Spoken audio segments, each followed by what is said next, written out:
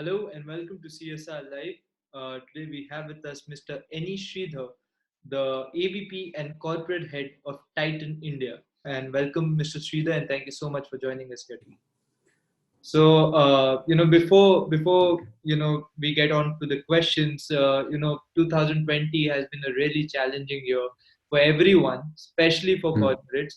And speaking about corporates, especially for big corporates like Titan, it's been like I think it's been very crucial here on the fronts of social work, if we can call it that. So, how exactly was your experience with 2020? 2020, as you rightly said, and as it was rightly said by you, has been the year where everything around us got disrupted. Whether it was business or whether it was CSR or whether it was our own personal lives got disrupted. Um, but being part of the Tata Group and also being Titan in itself, we said that we cannot let disruptions what you call affect our way of working, running business, or even looking at the community. And therefore, typically of Titan, we said let's innovate in whatever we do, including CSR. Let's look at how do we innovate even in the space of CSR and try and do what perhaps others don't do. And that's the philosophy of Tata's, go to places where others don't and create a difference.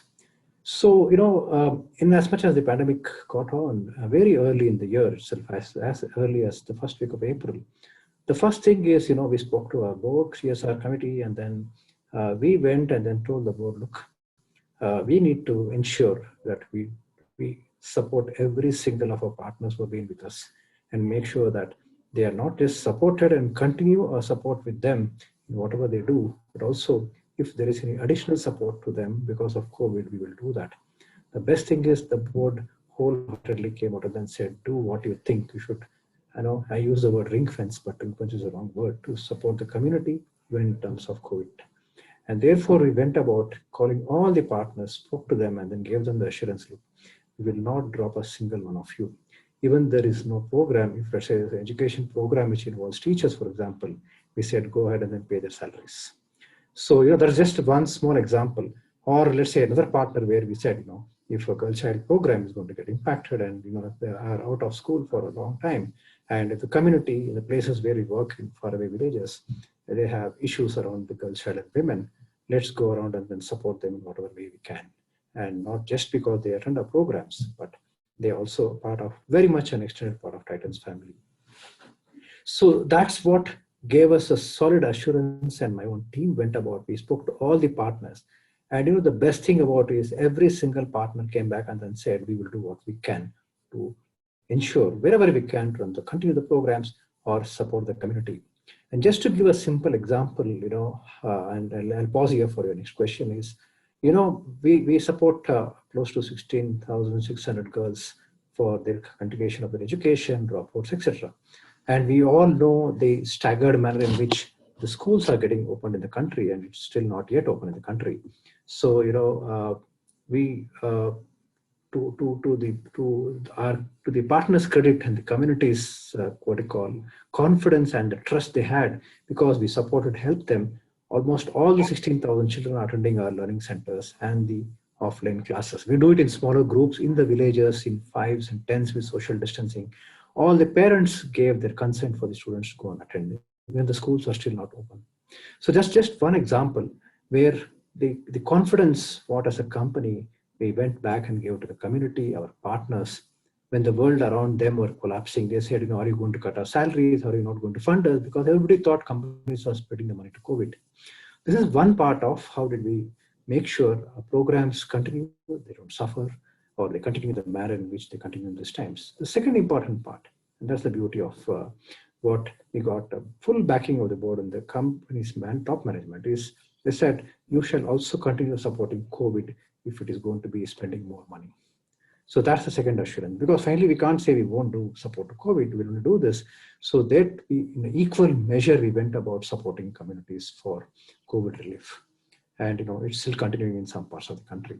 So what I'm trying to say is, in times like this, it is the assurance of what you give to the community, and you stand by them and you work with them. And we don't work on them. The difference is very simple. When you work with them, you gain their confidence, they come back to you again and again, and they put their full trust in you. So that's, I want to pause here. So we did many, many things. I can go on and on and on with the vast we did for COVID, separately for the community, but I would want to listen to you before I.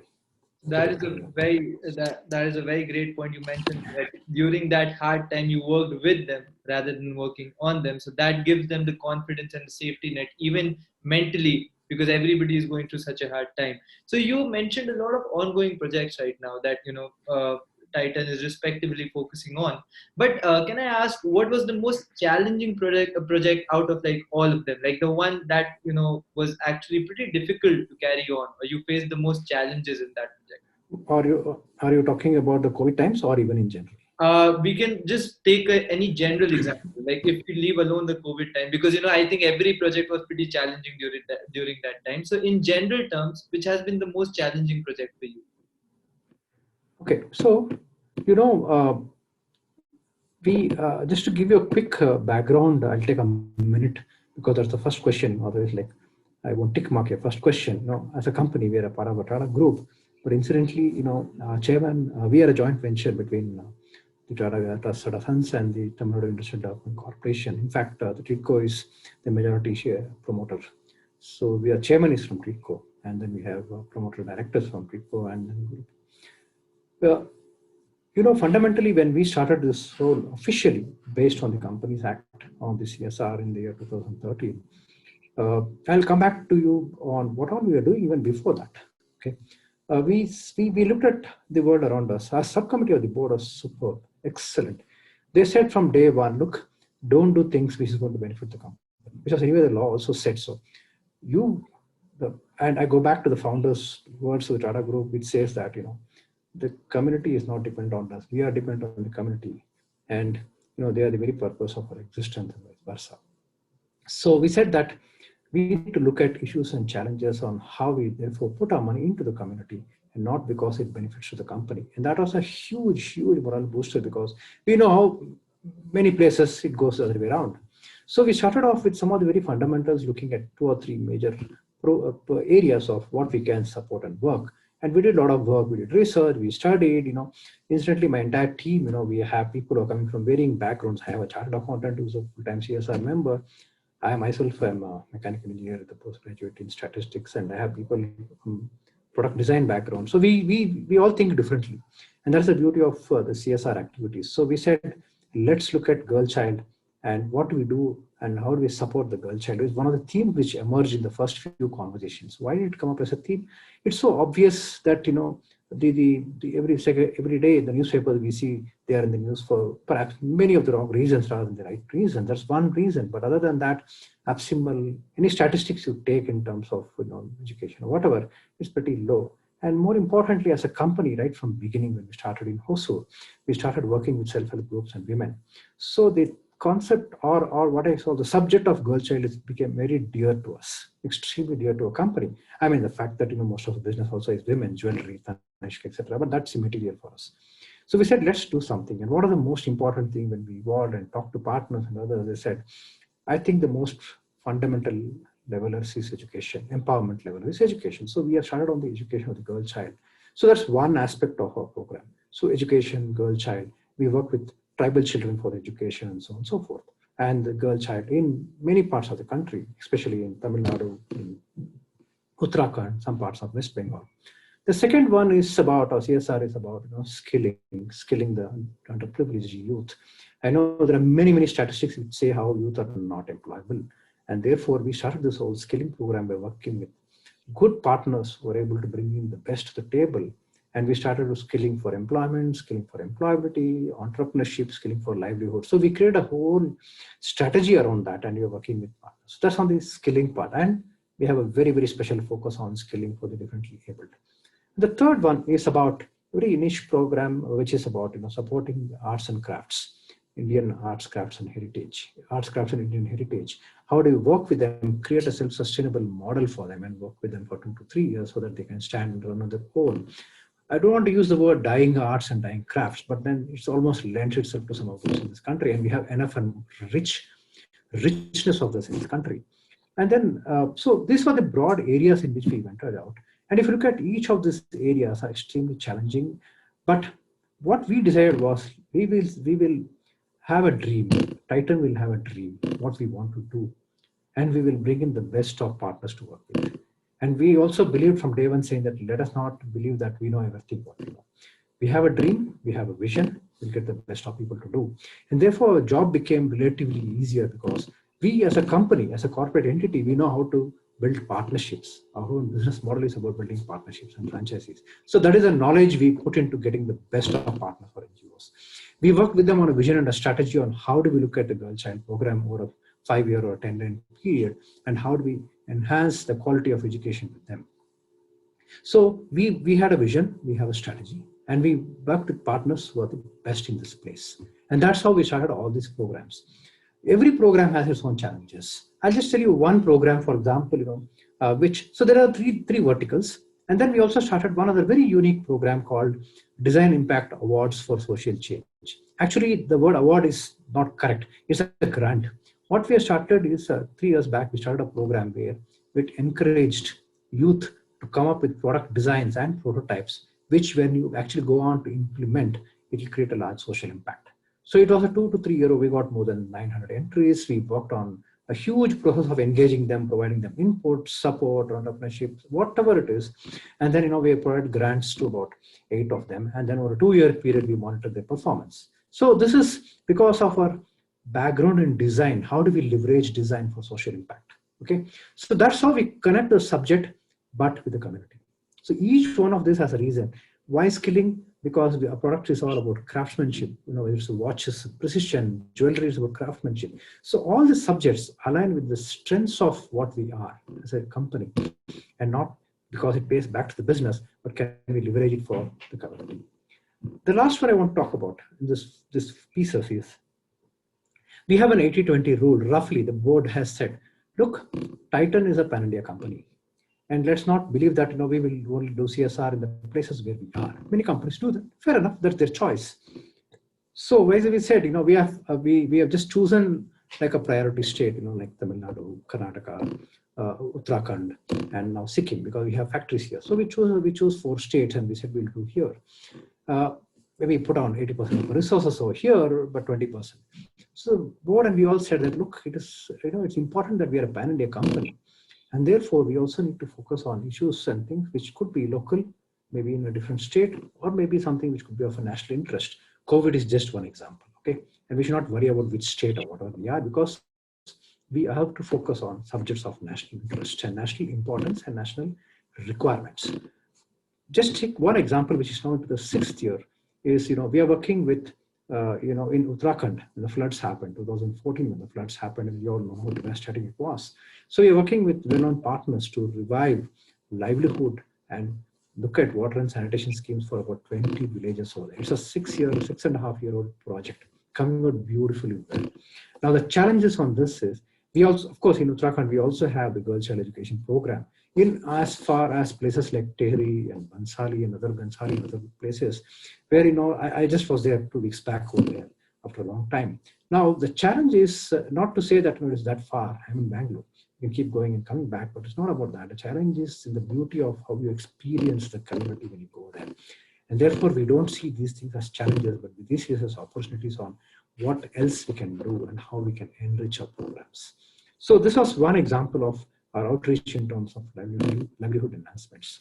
The other example I want to quote, and I will pause here for your next question, is, once we started with the girl child education program, we also said, we were doing conversations, and when we were talking to our board members also, they said, look, also keep in mind, it is just not about the education, what we provide in the schools, but it's also important that we look at the health of the malnourished children, the girl children especially. Therefore, that is one area which we should also keep in mind, because the children don't even get enrolled. They don't forget even dropouts. They don't even go to school, and there are such malnourished children in the country. We should make sure that we don't lose sight of that while we keep talking about school education. So that set us thinking on, can we look at something else? Can we look at all we evolved? Can we look at a life cycle of a girl? What does it mean? What are the interventions if we do, we can empower the girl? So we said that let's put on like, okay, 0 to 3 years, what does the girl need? What are the challenges the girl faces? It could be an Anganwadi system where the nutrition scheme is probably to be strengthened, fortified, the Anganwadi workers should be supported, they should be, the capability should be built up, and then go on to a primary enrollment, and then go on to a secondary school. And then after that, after we finish our higher education, or if the children go on to, employment or skilling or whatever. So this, we ourselves created a whole new design on looking at a life cycle of a girl child or a woman. And we started working with cohorts in very, very interior parts of Tamil Nadu and Karnataka with some very well-known partners. So we designed in each stage or each phase, what is the intervention we need to be doing and how this intervention is going to impact the cohort of the girl child by the time when she moves from an Anganwadi to a school and a school to a college or whatever, etc., etc. And then adolescent education, which is part of the high school. And then a women's collective or women's cooperative, which is sitting at the other end of empowerment in terms of creating livelihood for them. So we created this whole, what I call the word life cycle, but my colleagues call it as multi-thematic engagement with the girl child throughout her life. And now that is not just challenging, it's also complete engagement and involvement of creating something new, which perhaps I don't think no NGO partner has ever done it. So the partners whom we worked with, we challenged them, hey, look, this is our vision. Can we create an ecosystem in this place, which is perhaps one of the most deprived sections of society in one of the deepest partner places in Tamil Nadu, like a place called Kattumannar Kovil, which is, man, I don't know, any HDI, it probably sits in the last, or a place like Yadgir in Karnataka. So we worked with two big partners. And between this is the fourth year, seeing some superb engagement and success in these programs when we work with these partners. Now that is not just challenging, because every challenge makes us think differently, bring in new components, bring in new additions to this whole program. Just to give one small example, what did we, in this COVID times, what would we think of? In one of the locations, they realized that, in the first couple of months or 3 months, the villages were in short supply of sanitary napkins. Okay, so they just realized that, what do we do? So then a women's collective, who was part of our program, came back and said, can we start looking at sustainable menstruation? Can we go back and then see how we can make use of this? Now there's a collective working on this. Pilot trials are going on to bring in this. Now, there are many things which happen. One is you're bringing back sustainable menstruation. You're making sure environment friendly. You're making sure that it's a solution given.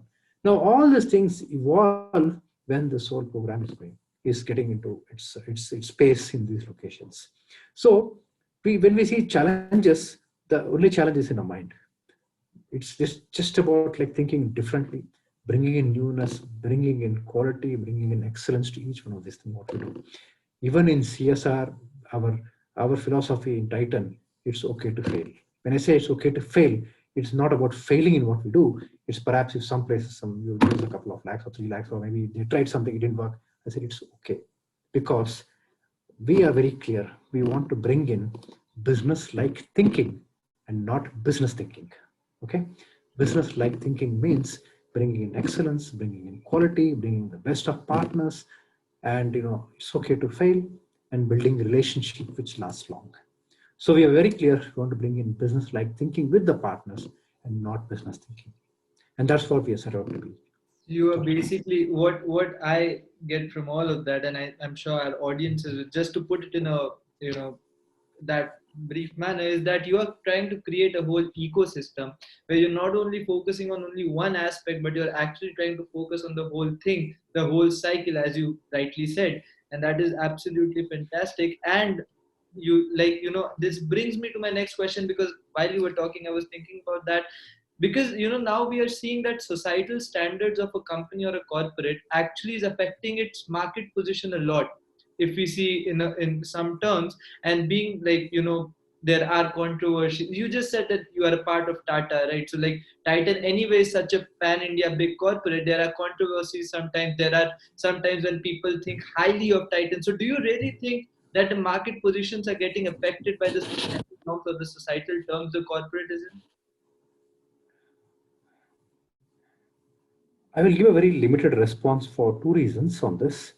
I'm in a silent period right now. Okay, we are in a silent period because our third quarter results are going to come out in the next week. So I'm part of the senior management. I'm in a silent period. I cannot respond to the last part of what you asked me. Okay, in a normal situation, perhaps I would have, because anyway, they updated Yeah, shortly. that's fine. But Yeah. I want to say one thing. I think, as a company, we never veered away from doing the right thing. That's all I can say.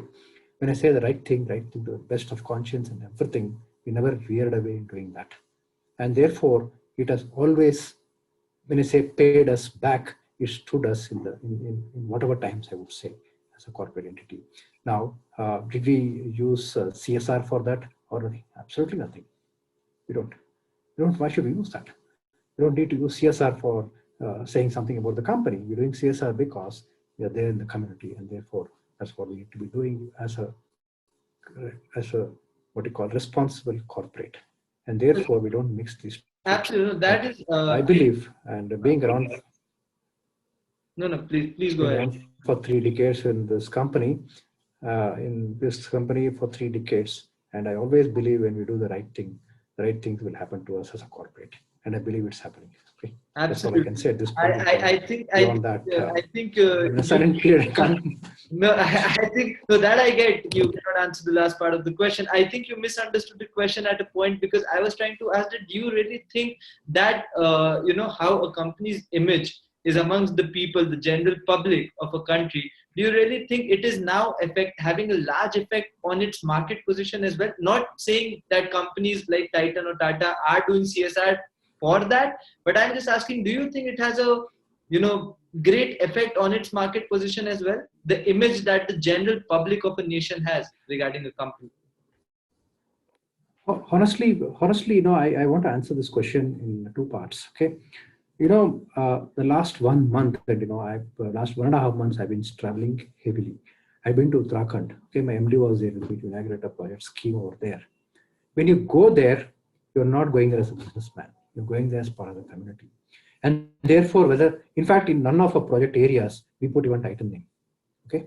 And therefore, while, the NGO partners insist that, you should put your name, etc., we said, no, we don't want our name. But they put it for some other, whatever, they get good visibility or whatever, that's fine. So the point what I'm saying is, if we do good, and we believe that we and many companies, not just startup, many other companies are doing good job in this space, I think it just, the trust gets built more and more into responsible organizations. I've interacted with many fellow corporates, and they just are able to reflect whatever I'm just saying. So there's no difference. I repeat again, doing the right thing in the right way. Okay, just No, not I about hear doing the you, right and thing. I hear you, and It's doing the right thing in the right way. Both are equally important. I Okay, absolutely and that's where some people perhaps struggle with one of those. I don't want to say which one of that. No, I Okay. understand what you're trying to say, and I absolutely understand where you have to keep your silences on. So that is absolutely fine. What I'm trying to get at is that do you Titan and or Tata or big corporate generally often work with the governments on a lot of projects. They try to collaborate with the governments, and so Yes. what do you think? What challenges the corporates in general face when collaborating with the government on a project or like overseeing a project? One of the important, I won't say by default mandates, but it is a mandate. When we say government, it is to work with the society, and I use this word constantly, to work with them. Okay, and that's the biggest learning when I joined CSR in this company 6 years back, to work with the community, with the civic authorities, with the government, and strengthen their hands and not create anything as a parallel system. This is a fundamental mantra what we learned, and we continue to be like that. I just want to give you two examples just to say so. Okay, to be precise, Saturday was the day before yesterday. Okay, in one of our girl child programs in a place called Tiruvannamalai in Tamil Nadu, we launched what we call one of the state of art technology for the girl children in terms of tabs. Okay, so for us, the chief guest of the program, when I say chief guest of the program, was the district collector. It is not that we called him as a chief guest and he came. We had taken him through what we are doing. We had told him what exactly is our support and how are we going to do. And he full-heartedly made sure that our program goes on. And therefore, he came in for the inauguration and kickoff. Okay. And now that's one type of a soft engagement and soft. The two collectors, him and the previous collector also. The second example, and this is a very beautiful example, I don't know if I can share photographs or I can ask ad factors or maybe my colleague to share. Last week, it was on not 27th, I think a week before that, we have chosen and adopted that ITI is meant for tribal children in the most interior parts of Tamil Nadu for skill development and full engagement with them. ITI is in the tribal region. Nobody else, no other corporates probably, probably were engaging with them so far. And we said to the government was so happy. They said, look, you are the first set of people who actually came and then said, you will do this. And I keep saying, like to you earlier, like we go where others don't go. We said that we'll adopt this and we'll engage with them for full development. Now, this is not what I want to say. So the Department of Employment and Training, which manages the ITIs in Tamil Nadu, they said that we will want to sign an MOU with you. And said, we are very happy to do that. And not only that, they said that, they have, by the time we even realized, they had put up the MOU to the government of Tamil Nadu, the CM's office, and the CM's office and the industry department were so thrilled. They said, like, this has to be signed in the presence of CM. So I got in my MD and myself, we went to Chennai and then it was signed in the presence of CM. Now, therefore, when we think that we want to do the right thing and we actually are moving in the direction, we already started about 2 months back, even before the MOU got signed. You will find people helping us and supporting us. These two examples are these two programs what we are doing and it's going on. So in almost all the programs, and I want to give another example, in the program what we're doing in Yadgir, when I said the multi-thematic engagement with the girl children or women, every portion of it, ICDS for example, or adolescence education for example, or tab-based education for the schools, or many of them have MOUs with the local department, ICDS department it could be, or it could be some other department. So with the MOUs only we work with them.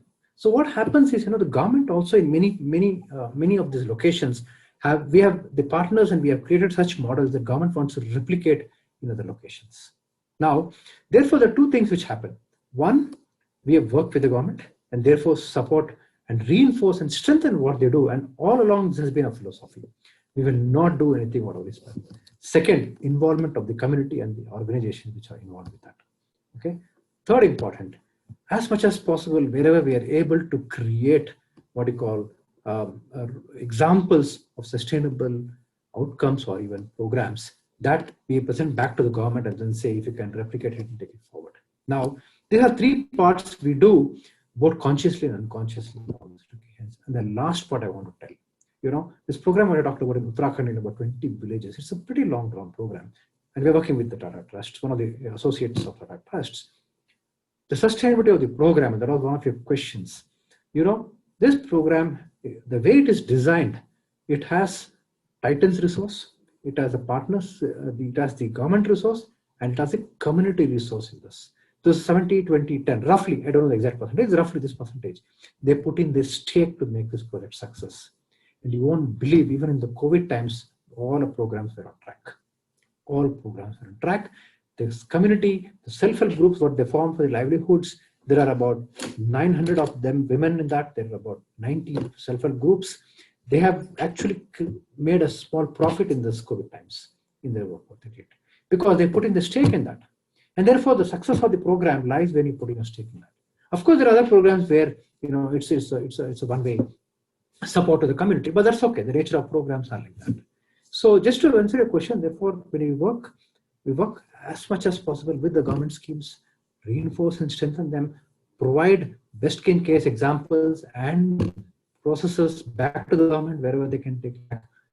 Formality of signing MOUs, we insist wherever possible. They insisted in this case of tribal ITIs. And that's what we do. And, therefore, it is almost like, and of course, our board members also happy from the government of Tamil Nadu. That's incidental.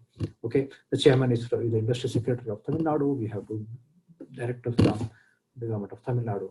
So, but, at no point in time, they were insistent that, we have to do this. They were supportive, actually. They said that, please go ahead. We'll support you wherever you want to do this. Yes, we are extremely happy. There has been no challenges as such working with. No, but then when we foresee challenges and we go with proactive steps, you take 2 steps. You'll always know they will take minimum 1 step. It may be a matter of time, but it's okay. Finally, like we should understand, and as a corporate entity, like we can't change the world, we can't change the country, but we can probably take those baby steps and things like that to work with people who are there. I'm not an NGO. Titan is not an NGO. Titan's business is not sitting in the space of an NGO. But when you work with NGOs whose job is to transform, change, etc., probably we'll be with them to do this maybe over a period of time. No, I hope it gave you some idea about your last but one question. No, I get that. So basically, you're saying is that government's been so far so supportive for the projects that the Titan has been taking under, and that's great. If that's the case, that's absolutely We perfect. push both ways. We also push them, they also push us. In the sense like, okay, tell us what you Like a want to do. symbiotic We want to see what you've done. Yeah. Absolutely. That's nice. So you have been in the field, as you mentioned, for so long now. I just wanted to know, because I asked this to all the people I speak to, is that what are the major differences that you see before the mandate of 2013-14, when CSR got like the seriousness that it deserved, the working of corporates before that and after that? What major differences do you see, even like government wise? Let me answer this in two parts, okay? Part one is about being myself, being Titan, being Tata, okay? Which is very dear to us. For Tata Group and Titan, you also are aware, community is not new for us. They've been in this community work for the last 1.5 centuries. And therefore, for Titan, many of the initiatives, whatever we started from day one, 33 years, 35 years of our existence, we're continuing doing. Just to give one example, we have the Women Empowerment Program in our factory near Hosur.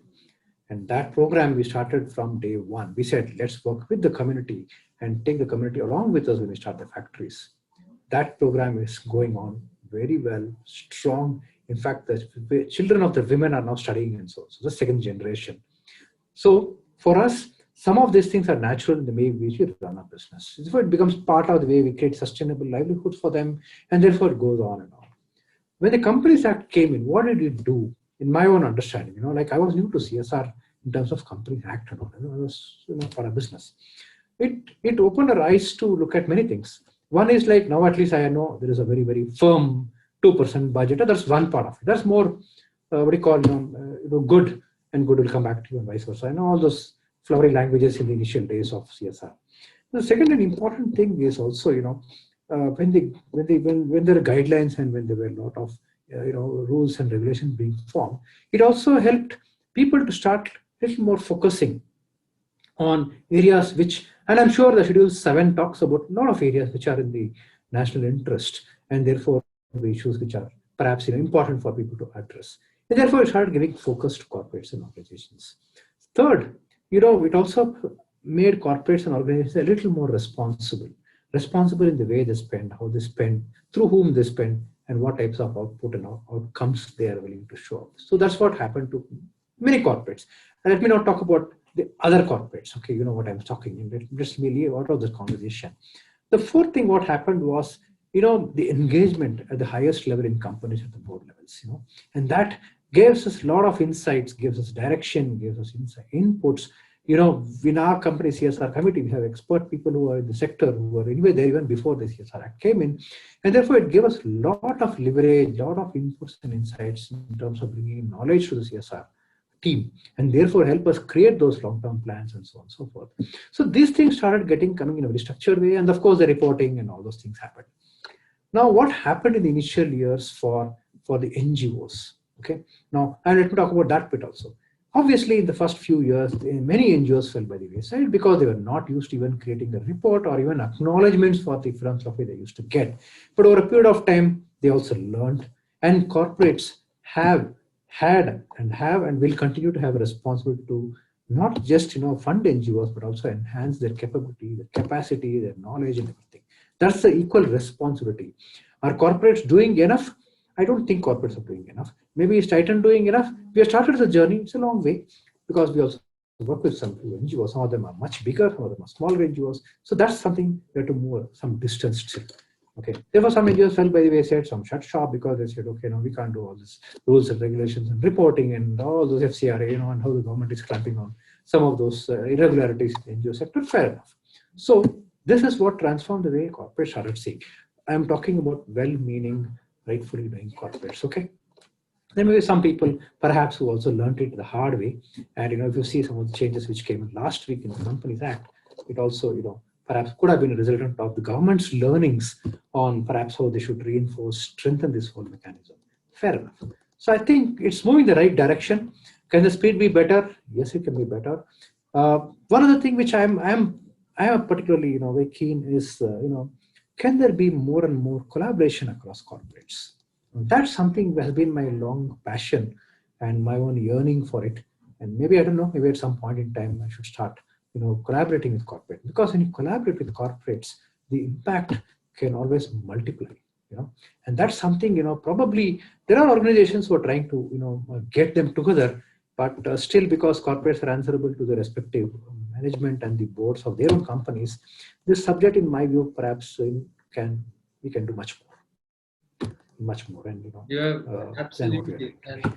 you have actually kind of answered my next question also. Before, I was just going to ask you that, being in this line, what do you think we can do to improve the current CSR standards of our country and of our corporates? And as you rightly said, I think collaboration of corporates is going to make the effectiveness way greater than what it is right now, and that's gonna prove a very, very healthy sign for the whole country. But are there It's any possible. other suggestions that you would It's like, in possible. See, your there are view? again, the whole.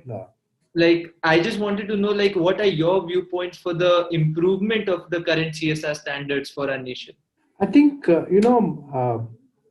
we have enough and more on our hands to look forward and implement, including the recent changes which was announced last week. And if we are even simply able to take those suggestions for implementation and move forward, will be a huge leap forward.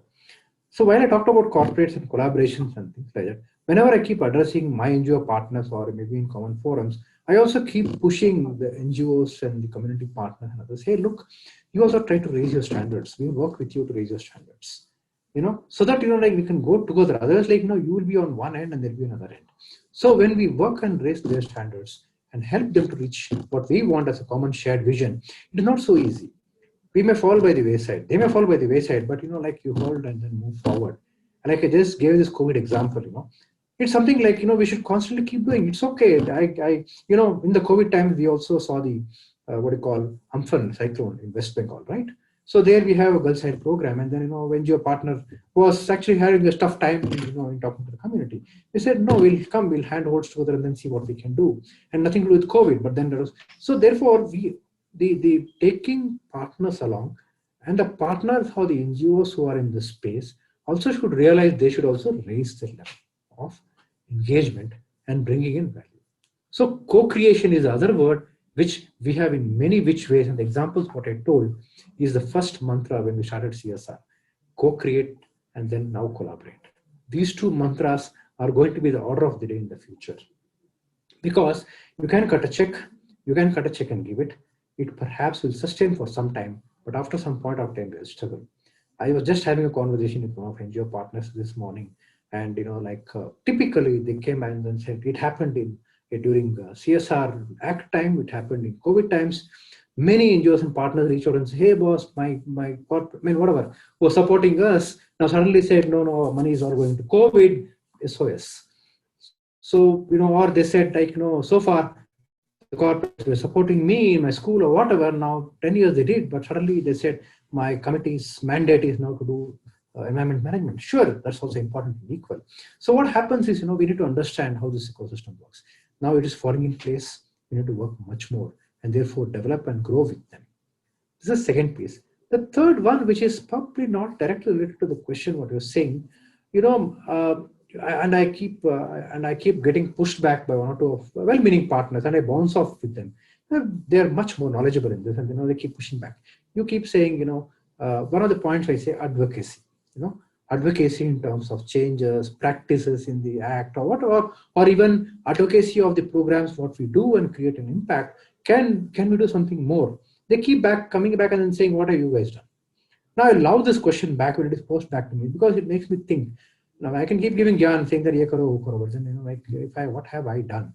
Advocacy is not one simple word of putting a PR exercise over there or sending out a communication in a newspaper or whatever. Advocacy is all about many more things on issues and concerns, working with them and bringing it alive in a positive manner, and not bring out saying that we are here to support you or whatever. We are nowhere to do that. So some of these things are things which we a lot of work to be done, and we need to probably work with partners, not just partners as NGOs. The other area which is perhaps I would say is not fully tapped, and I don't know, maybe it's evolving. Maybe I have not done my homework much on that. Is beyond NGOs, are there institutions, well-meaning institutions? Now government has come up with a lot of support to make sure that you put in your CSR into incubators, for example. So these are the areas which I think is probably a little less explored in my view. We have started working with IIT Chennai Research Park, but I think as a CSR, some of these areas may be more explored in terms of creating something for the future. You won't get results if you put a money in an incubator tomorrow. Maybe it'll take 3 years, maybe 4 years. So initially we were all very skeptical. But then yeah. So because because you have to report to the board, you have to report all the things. But then now I think government has really understood, and they are also supporting companies to put in money over here, because they also realize an R&D activity cannot get. That's why the vaccine, for example, is the most recent change that's with support. But vaccine, of course, is more recent in nature. But I think there is progress, and it's also fair to tell the government is doing its bit to support corporates, and if you take 2 steps and 3 steps, obviously it will come forward. So basically, if I may to put it in a line, what you said, basically co-creation and collaboration is the future we ought to be optimistic about, so that yes. effectiveness has a greater impact on the public. And very much. Absolutely. Partners also should be willing to say yes. While we are excellent about the girl child, we know the girl child, we know the community, we go back and say, hey, look, we have this dream and vision. Can we work together to do what you're doing and what we bring into the table and create this fantastic outcome? Then you will really see wonders. Like I just gave some examples what we started doing. It will take time. You have to be patient, because sometimes they'll say, no, but we know everything. We know the community. We know how they react and respond. I said, that's good. That's why we are coming to you. But can we bring in excellence over here? Can we bring in good quality over here? Why do you want to compromise on this? So when we bring in and converse with them and create something new, then they see value. And then we say that, look, we will not cut corners in any of this cost, etc. Go ahead and then do. I think then collaboration, co-creation, and then collaboration. Collaboration across corporates. Absolutely. And collaboration across NGOs also is a big challenge. Absolutely. They probably are still far away. That's the bigger challenge. Collaboration. They're still a little far away, but maybe some of them are doing already. Maybe small NGOs are partnering with larger NGOs. They already started doing, but probably maybe it's still some distance. And this makes us also very optimistic to know that corporates such as Titan are indulging into such activities, which might take a little more longer than the immediate effect, but will definitely will be a very, very good example for the upcoming corporates or generations, any way you want to put it. So, just to give an example, I used to get pushed back and learned CSR the hard way. When I used to get pushed back in the initial years, I used to, like a typical businessman, ask results and all, oh, I've given you so much money, you're not skilled and trained so much, etc. So the pushback used to come back and then say, what do you know about development sector? We know, therefore your job is to tell us this, we'll tell you how much we're trained and all. So how much you know about development sector. So over a period of time, I understood a lot about how development sector works in the right way. And they understood what is that they can leverage from corporates rather than just about money. And now that took time, but it was a sure footing forward. They knew that, yes, they can leverage these things from the corporate, they can leverage knowledge, they can leverage many things. Similarly, we also understood that let's understand how the sector works, and let's try to work with that to bring those changes. Probably we'll see some distance going on. Absolutely. And that's a very interesting point you mentioned, because I have spoken to a lot of people about CSR, and that's what we do here. But that's a very interesting point, because people from so many different backgrounds come together to work towards CSR. So they bring in a lot of viewpoints, and that ultimately that creates a symbiotic relationship where you also give them value, the people you're collaborating with, and you also learn a lot in exchange of it. So that is something that I think is pretty nice. So that thank you so much for joining us here today for this chat. And is there anything you want to tell our audiences who are listening to us right now? Is there any message you want to give? Varun, I think, and I am very fortunate that my superiors, etc., started off with saying, if you have passion, come on, let's create something new. And I think without an exception, and I'm also proud to say I have an all-women team. Everyone brings in passion to the table, and I said, let's create something new. Whether the designer who used to design watches and jewelry who joined my team in CSR, and she is looking at crafts and arts and bringing in design excellence to that. Or I have a chartered accountant who is looking into skilling because she said, I love the space and women and livelihood and skilling. Or I have another girl who was working in the Triton company's loyalty program many years back, customer loyalty program. She is looking over the Girl Child program. And I have another colleague of mine who was working in the factories for pretty long. He started coming, he was part of our, workforce. He joined and I said, let's look at tribal areas and ITIs and then create something new. So the minute you keep triggering them and they come with some wonderful ideas. And we should unleash that potential in as much as what we do in business, innovation, and unleash the passion and potential in people. We can definitely create something valuable. That's my belief, my team's belief. Okay. Absolutely. And that's a great belief, which makes us optimistic for the future as well, because if we keep working on like this, and if you say we keep getting innovative solutions, we are definitely going to solve the problem. And that's what we believe here at CSR Live as well. So thank you so much, Mr. Sridhar, for joining us here and having this wonderful conversation. I am definitely sure this was very insightful for all our audience members and even us at CSR Live. So thank you so much for joining us. Thank you so much, Varun, and your colleague, I forgot her name. Thank you so much for this opportunity. And, Simran, thank you so much for this opportunity. And thanks to my company colleagues, both Factors and Momita, who always keeps inspiring me. I was extremely shy. I never used to go on live or even give articles. Last 2 years, they said, you must do this, not because you want to do this, but do this because there's a lot of work being done. And when you say this, perhaps there could be one other person who might get inspired over there and probably either join hands or do something.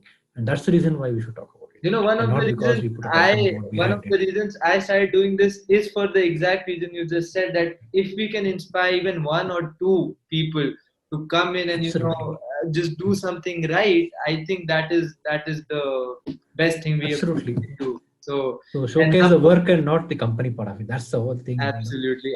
Thank you so much for the opportunity. Sometime when you're around whichever parts of the country, please go and visit our programs. I will tell my own company colleagues to keep you updated. You just go and visit. Don't even need to tell you have been sent by Titan or anybody else. Absolutely. Finally, that smile which is there in the community, which makes a big difference to us. You know what? One point about that. We measure our impact through smiles. That's it. We don't go in for SROI and all, at least at this point in time. So let's look at the deep impact what we create through the smiles on the faces of people. Whether it's a transformational smile or deep impact smile or a simple smile. I think that's the best result you can hope for. Absolutely. That's the point. Thank you so much. Thank you, Varun and Simran, for this.